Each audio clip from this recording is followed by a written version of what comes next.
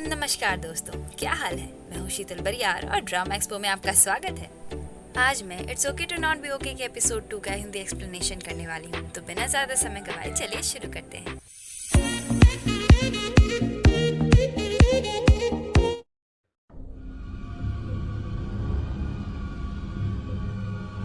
कोमुन्युंग पूछती है, क्यों आए हो तुम यहाँ। मूनगांगते बोलता है, मैं यहाँ इसलिए आया हूँ ताकि तुम्हें देख सकूँ। तुम्हारी आंखें, मैं इन्हें देखने आया हूँ। ये मुझे किसी की याद दिलाती है, एक ऐसी लड़की की जो बहुत क्रूएल थी, एक ऐसी लड़की जिसकी आंखों में दया ही नहीं थी। और फिर कहानी फ्लैशबैक में जाती है, जहाँ एक बच्चा ठंडे पानी में डूब रहा होता है और अपने सामने खड़ी लड़की से हेल्प मांग रहा होता है। और उसकी मदद करने के बजाय वो बच्ची एक फूल तोड़ती है और उसकी पंखुड़ियाँ तोड़ते हुए बोलती है, मदद करूँ या ना करूँ। और इतने में उसकी सारी पंखुड़ियाँ खत्म हो जाती है और वो बच्चा पानी के अंदर डूबने लगता है। पर फिर वो बच्ची थर्माकोल के एक बड़े से पीस को पानी में फेंकती है, जिससे वो बच्चा बचकर बाहर आ जाता है और वहाँ से चली जाती है। इतने में स्टोरी फ्लैशबैक से निकलकर प्रेजेंट में आ जाती है, जहाँ कोमुन्युंग पूछती है, क्या तुम उससे डरते थे। मूनगांगते बोलता है, नहीं, मैं उसे पसंद करता था। इस पर कोमुन्युंग बोलती है, और इसलिए तुम मुझ पर चांस मारने की कोशिश कर रहे हो क्योंकि मैं तुम्हें तुम्हारे सुहावने पलों की याद दिलाती हूँ। इस पर मूनगांगते बोलता है, मैंने ये कभी नहीं बोला था कि वो यादें सुहावनी थी। कहानी फिर से फ्लैशबैक में जाती है और मूनगांगते उस बच्ची के लिए फूल लाया होता है, पर वो बच्ची उसके सामने एक तितली का पंख फाड़ देती है और बोलती है, क्या तुम अब भी मुझे पसंद करती हो। और ये सब देखकर मूनगांगते अपने फूलों का गुलदस्ता वहीं गिरा देता है और भाग जाता है।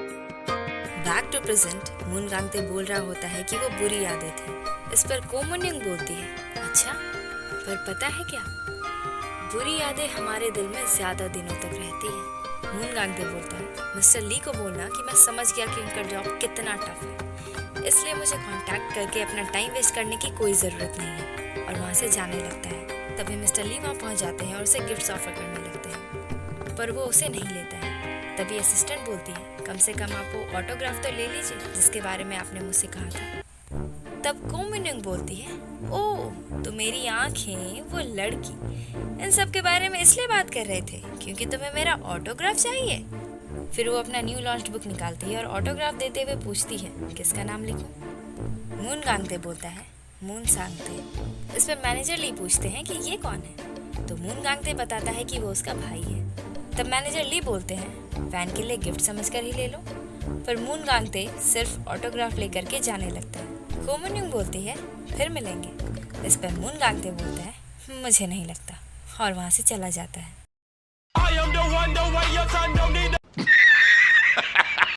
कोमुन्युंग अपने बिल्डिंग से मूनगांगते को जाते हुए देखती है और बोलती है, ब्यूटीफुल, मुझे ये चाहिए। तभी मैनेजर की असिस्टेंट वहाँ आती है और बोलती है, आपने मुझे बुलाया।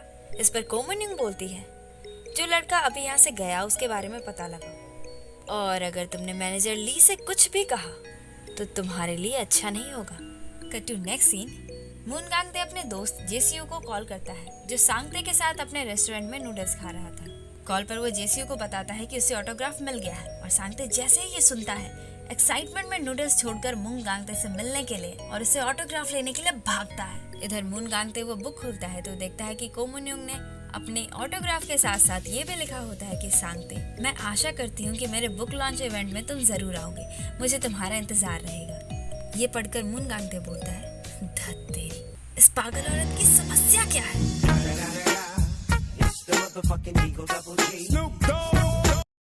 कट टू नेक्स्ट सीन, सांगते बुक लॉन्च इवेंट में जाने के लिए बहुत एक्साइटेड होता है। मूनगांगते जेसीयू को कॉल करता है और बोलता है, मुझे पैकिंग करना है, तो प्लीज तुम सांगते के साथ बुक लॉन्च इवेंट में चले जाना। जेसीयू बोलता है, ठीक है, मुझे टाइम और लोकेशन सेंड कर देना।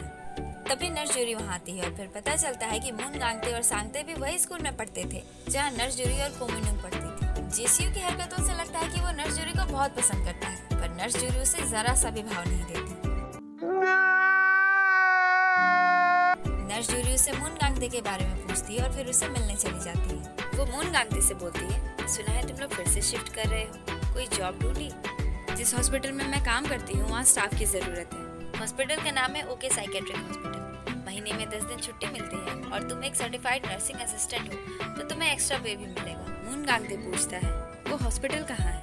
नर्स जूरी बोलती है, सियोंगजिन सिटी, तुम्हारे होम टाउन में। फिर स्टोरी एक बार फिर से फ्लैशबैक में जाती है, जहाँ मून गांगते की माँ का मर्डर हो जाता है। उसका भाई सांगते बार बार एक ही चीज बोल रहा होता है, बटरफ्लाई ने माँ को मारा, मैंने देखा है, बटरफ्लाई ने माँ को मारा है। मून गांगते ने रोते रोते उसे पूछा, किसने मॉम को मारा, कैसा दिखता था वो, कितने साल का था वो? सांगते बोलता है, बटरफ्लाइज ने कहा था कि उन सब ने मॉम को मारा है, और अगर मैंने किसी को बताया तो वो मुझे भी मार देगा, और रोने लगता है। इधर पुलिस ऑफिसर्स मून गांगते को अनाथ आश्रम और सांगते को ऑटिस्टिक चाइल्ड सेंटर भेजने की बात कर रहे होते हैं। मून गांगते ये सब सुन लेता है और सांगते को लेकर वहाँ से भाग जाता है। सांगते पूछता है कि हम कहाँ जा रहे हैं। इस पर मून गांगते बोलता है कि हम बटरफ्लाई से बहुत दूर जा रहे हैं, और वो दोनों बस पर चढ़कर वो सिटी हमेशा के लिए छोड़ देते हैं। Back to present, nurse Juri बोलती है, वैसे अगर तुम स्योंगजिन सिटी आओगे तो तुम्हें रूम्स लेने की जरूरत नहीं है, मेरे घर में एक रूम खाली है तो तुम वहाँ रह सकते हो। मून गांगते बोलता है, थैंक्स, बट मैं स्योंगजिन सिटी नहीं जाऊंगा। नर्स जूरी पूछती है, क्यों? क्योंकि वो कंट्री साइड है इसलिए? मून गांगते बोलता है, हाँ। फिर नर्स जूरी बस लेकर वहाँ से चली जाती है। उसके बाद दिखाया जाता है कि मून गांगते, को मुन्योंग और नर्स जूरी गहराई में उतरकर गहरी गहरी बातें सोच रहे होते हैं, और जेसीयू, जो नर्स जूरी से बात करते करते दारू पीकर टल्ली हो गया था, गहरी नींद में सो रहा है। फिर सुबह होती है और मून गांगते जेसीयू को कॉल करता है, पर नशे में होने की वजह से वो गहरी नींद में होता है और कॉल रिसीव नहीं कर पाता है। और फिर सांगते के साथ बुक लॉन्च इवेंट में मून गांगते को ही जाना पड़ता है। इवेंट में को मुन्योंग के ऑटोग्राफ लेने वाले लोगों की लंबी लाइन होती है।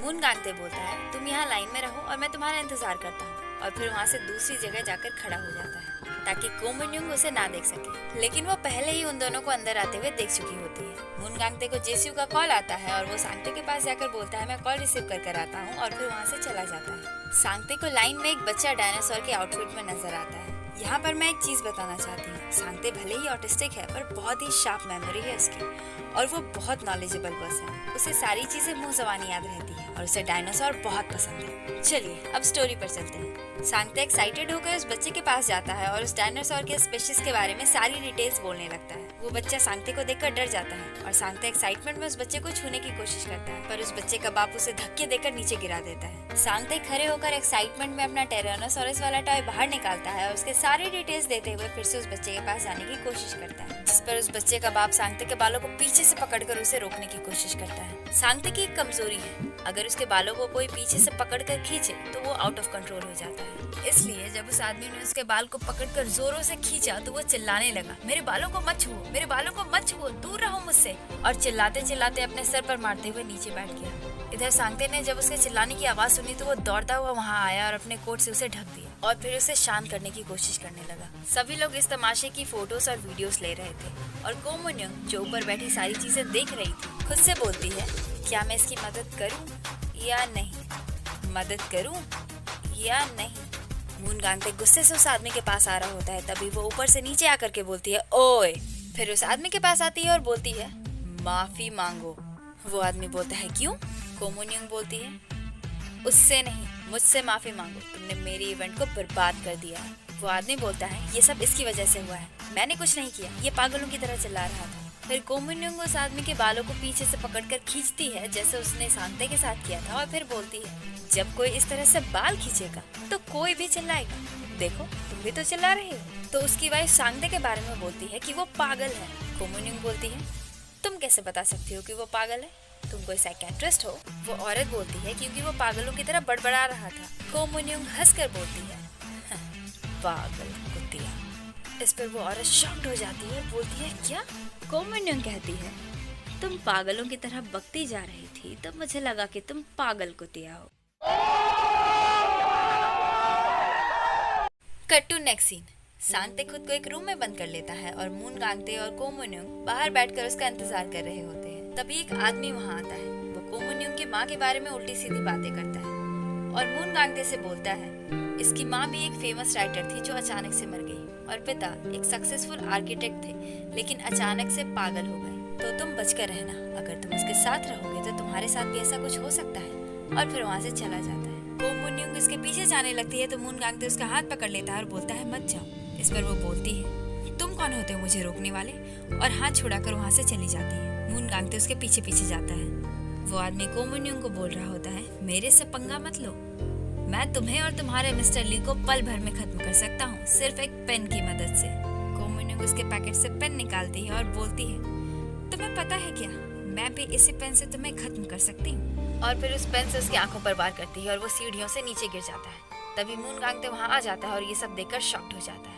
उस आदमी को हॉस्पिटल लेकर जाया जाता है। ये सब देखकर मून गांगते और भी गुस्से में आ जाती है और बोलती है, वो मरा क्यों नहीं, उसे मर जाना चाहिए था। इस जैसे कमीने की जिंदगी इतनी लंबी क्यों होती है। मून गांगते उसे लंबी सांस लेने को बोलता है और फिर उसके दोनों हाथों को क्रॉस करके उसे कंधे पर रखते हुए बोलता है, ये बटरफ्लाई हग मेथड है, ऐसा करने से गुस्सा कंट्रोल होता है। उधर सांगते बाहर निकलता है तो देखता है कोई नहीं है। इधर कोमुन्यूंग मून गांगते को बोल रही होती है, मेरे पर्सनल केयर टेकर बन जाओ और जब भी मैं गुस्से से एक्सप्लोड करने लगूं इसी तरह मुझे शांत कर देना। इस पर मून गांगते बोलता है, तुम जैसे लोगों को अवॉइड करना ही सबसे अच्छा है, और लिफ्ट पर जाने लगता है। इस पर कोमुन्यूंग बोलती है, तुम मुझे अवॉइड नहीं कर रहे, मुझसे भाग रहे हो क्योंकि तुम डर गए, डरपोक। तब तक लिफ्ट का दरवाजा बंद हो जाता है। कोमुन्यूंग जब नीचे आती है तो मैनेजर ली उसे बुक लॉन्च इवेंट में तमाशा करने की वजह से डांटते हैं। इधर मून गांगते सांगते के पास आता है तो देखता है कि वो रूम के बाहर बैठा है। फिर वो दोनों जब बस से घर जा रहे होते हैं तो मून गांगते सांगते को डायनासोर एनसाइक्लोपीडिया देता है, जिसे देखकर वो बहुत खुश हो जाता है। जब वो दोनों घर पहुंचते हैं तो वहाँ जेसीयू पहले से होता है और मून गांगते से माफी मांगता है। और फिर उसके बाद वो दोनों गहराई में घुसकर गहरी गहरी बातें कर रहे होते हैं कि तभी मून गांगते बोलता है कि जेसीयू, हमारे साथ हर साल एक जगह से दूसरी जगह बदलते रहने से अच्छा तुम्हें अब एक जगह पे सेटल हो जाना चाहिए। इस पर जेसीयू बोलता है, पगला गया है क्या, कैसी कैसी बातें कर रहा है। तब मून गांगते बोलता है, इतने सालों से मैं सांगते के साथ भाग ही रहा हूँ, बटरफ्लाईज एंड ऑल की वजह से। पता है जब चीजें बहुत हार्ड होती है ना, तब उन सभी चीजों से भागना ही सबसे आसान रास्ता लगता है, और इतने सालों से मैं वही कर रहा हूँ। और कमाल की बात तो ये है कि मैं उन सभी चीजों से भाग रहा हूँ जो असलियत में है ही नहीं।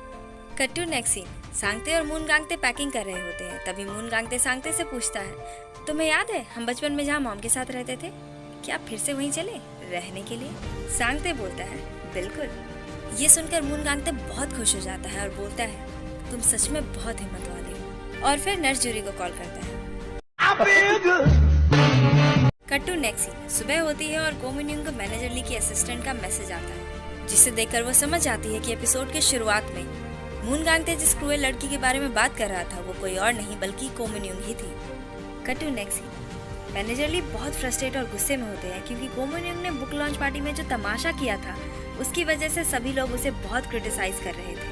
सभी न्यूज चैनल में कोमुन्यूंग की ही बातें चल रही थी और लोग उसके पुतले जला रहे थे। ये सब देखकर मिस्टर ली और भी ज्यादा परेशान हो जाते हैं और कोमुन्यूंग कहाँ है पूछते हैं। पता नहीं चलने पर वो और भी ज्यादा फ्रस्ट्रेट हो जाते हैं और बिल्डिंग से कूदने लगते हैं। तब उसकी असिस्टेंट उसे सारी बातें बताती है जो कोमुन्यूंग ने एपिसोड की शुरुआत में उससे कही थी। Cut to next scene, Moon Gangtae okay psychiatric hospital join कर लेता है। कोमुन्यूंग भी वहाँ आ जाती है। उसे देखकर मून गांगते शॉक्ड हो जाता है और पूछता है, तुम यहाँ क्यों आई हो। इस पर कोमुन्यूंग बोलती है, क्योंकि मुझे तुम्हारी याद आ रही थी। और यहीं पर एपिसोड खत्म हो जाता है।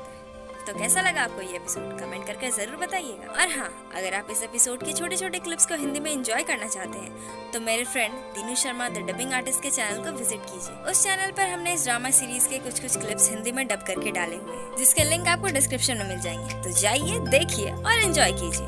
और अगर ये वीडियो आपको अच्छी लगी तो एक लाइक, शेयर और चैनल को सब्सक्राइब करना बिल्कुल मत भूलिएगा। तो आज के लिए बस इतना ही, मिलते हैं किसी और दिन किसी और वीडियो में। तब तक के लिए अलविदा, जय हिंद।